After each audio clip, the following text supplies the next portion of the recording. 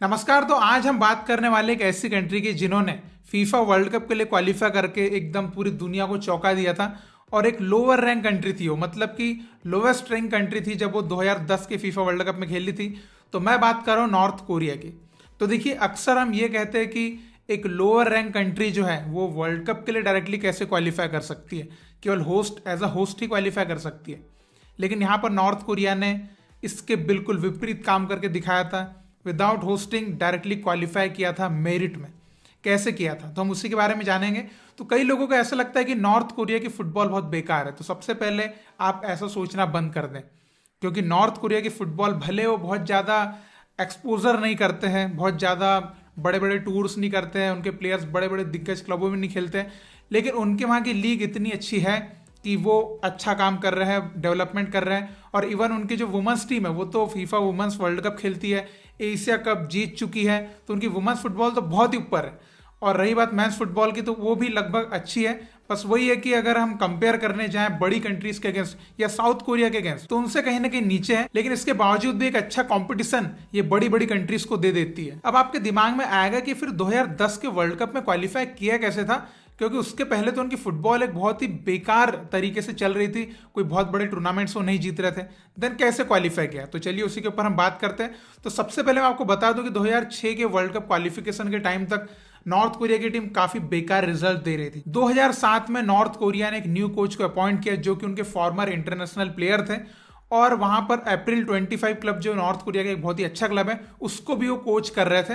तो उन्होंने उनको नियुक्त किया as a head coach North Korean national team के लिए, और उनका नाम था किम जोंग हुन। तो यहां पर आप कंफ्यूज मत हो जाना, क्योंकि किम जोंग उन जो है वो उनके लीडर है, और किम जोंग हुन जो है HUN वो इनके नेशनल टीम के कोच थे। तो किम जोंग हुन जब अपॉइंट होते हैं नेशनल टीम के लिए, तो उन्होंने अपनी एक नई शैली से फुटबॉल खिलाना चालू किया, बिकॉज वो एक फॉर्मर प्लेयर भी रह चुके थे। तो उन्होंने अपने तरीके से फुटबॉल खिलाया, अपने तरीके से एक स्क्वाड बनाया और टीम को जो है बुलंदियों की ओर बढ़ाना चालू किया। 2010 के फीफा वर्ल्ड कप क्वालिफिकेशन के पहले उनके अंडर टीम ने पहले कुछ फ्रेंडलीज खेले जिनमें अच्छे रिजल्ट नहीं आए। तो ऐसा लग रहा था कि शायद फीफा वर्ल्ड कप क्वालिफिकेशन में उतना अच्छा तो नहीं कर पाएंगे।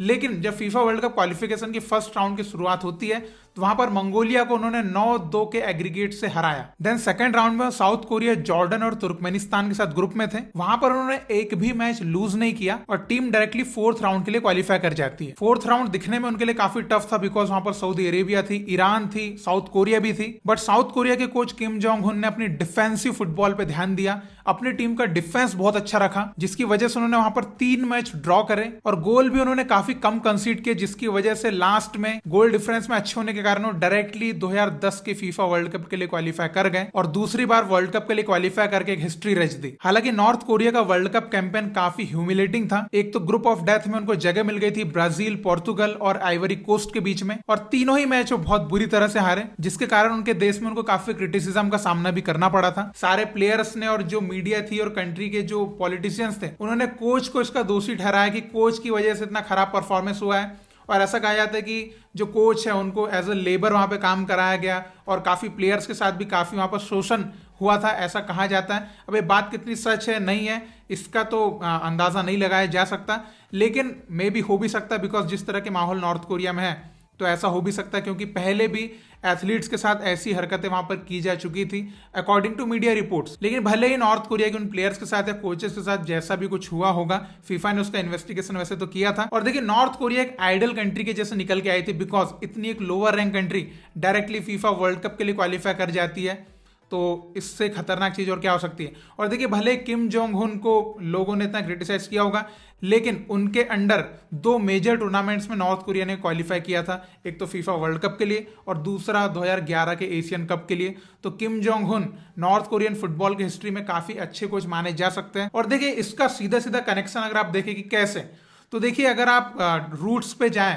नॉर्थ कोरियन फुटबॉल की, तो उनका ग्रास रूट डेवलपमेंट बहुत अच्छा है। 2 बार वो अंडर 16 एशियन कप जीत चुके हैं और 3 बार अंडर 19 एशियन कप भी जीत चुके हैं, और अंडर 23 एशियन कप में भी वो रेगुलरली पार्टिसिपेट करते हैं। तो डायरेक्टली आप कनेक्ट कर सकते हैं कि कैसे उनको इतने क्वालिटी प्लेयर्स मिल पाए कि वो वर्ल्ड कप के लिए क्वालिफाई कर गए। और अभी भी उनके पास कोई बहुत अच्छा एक्सपोजर नहीं है, वही लोकल में ही उनके प्लेयर्स खेलते हैं। इसके बावजूद भी जापान जैसी टीम से वो 1-0 और इस टाइप के अच्छे अच्छे स्कोर लाइन वो दे पा रहे हैं। तो तो ये सोचने वाली बात है कि हमारी भारतीय फुटबॉल टीम, मतलब हमारे यहाँ पर इस टाइप का कोई डिक्टेटरशिप नहीं है, प्लेयर्स को कोई नुकसान नहीं पहुंचा सकता या कोचेस को कोई लेबर वर्क नहीं कराएगा हारने के बाद, ऐसा कुछ नहीं है। इसके बावजूद भी हमारा कोई अच्छा रिजल्ट नहीं आ रहा है। बट आप देखिए नॉर्थ कोरिया, मतलब नॉर्थ कोरिया ने भी एकदम से ये करके दिखाया। ऐसा नहीं कि वो 2001 से कोई बहुत अच्छे रिजल्ट प्रोवाइड कर रहे थे, सडनली एक न्यू कोच आता है, उन्होंने एक अच्छा स्क्वाड बनाया, अपने कुछ डिफरेंट टैक्टिक्स से फुटबॉल खिलाया एंड दे डिड इट। और ये सब कुछ संभव हो पाया बिकॉज उनके पास एक बहुत अच्छा ग्रास रूट स्ट्रक्चर है जहां से वो रेगुलरली अच्छे प्लेयर्स प्रोड्यूस कर पा रहे हैं। अब देखिए नॉर्थ कोरिया की लीग कोई बहुत बड़ी लीग तो नहीं है, लेकिन स्टिल उनके प्लेयर्स जब नेशनल टीम में खेलने जा रहे हैं तो कैसे इतनी अच्छी अच्छी कंट्रीज के अगेंस्ट कम्पीट कर पा रहे हैं, ये सोचने वाली बात है। तो आप क्या कहते हैं नॉर्थ कोरिया की सक्सेस जर्नी के ऊपर, और बाद में जो उनके साथ हुआ है, अभी उनकी फुटबॉल कैसी है? देखिए उनकी कंट्री में वर्ल्ड कप क्वालिफाई करने का उतना बड़ा इंपैक्ट नहीं आया बिकॉज वहां पे डिफरेंट वे में उन चीजों को लिया जा सकता है, लेकिन हमारे जैसी कंट्री में अगर हम वर्ल्ड कप के लिए क्वालिफाई करते हैं तो एक बहुत बड़ा इंपैक्ट आ सकता है। तो आप क्या कहना चाहेंगे नॉर्थ कोरिया फुटबॉल की उस जर्नी के ऊपर, और हम वहां से क्या सीख सकते हैं? क्या आपको भी लगता है कि एक अच्छा ग्रास रूट प्रोग्राम था, उनके पास अच्छे क्वालिटी प्लेयर्स वो प्रोड्यूस कर रहे थे, इसकी वजह से उनको नेशनल टीम के लिए क्वालिटी प्लेयर्स मिल पाए और उन्होंने वर्ल्ड कप का अपना सपना पूरा करके दिखाया? तो जो भी आपके थॉट्स है आप जरूर कमेंट में लिख के बताइएगा, और इसी तरह आप इंडियन फुटबॉल को सपोर्ट करते रहिए। हम भी एक दिन, भले वो कब आएगा लेकिन एक दिन जरूर वर्ल्ड कप के लिए क्वालिफाई करेंगे। तो आप इसी तरह सपोर्ट आपका बनाए रखिएगा। बहुत बहुत शुक्रिया वीडियो देखने के लिए। जय हिंद, जय भारत।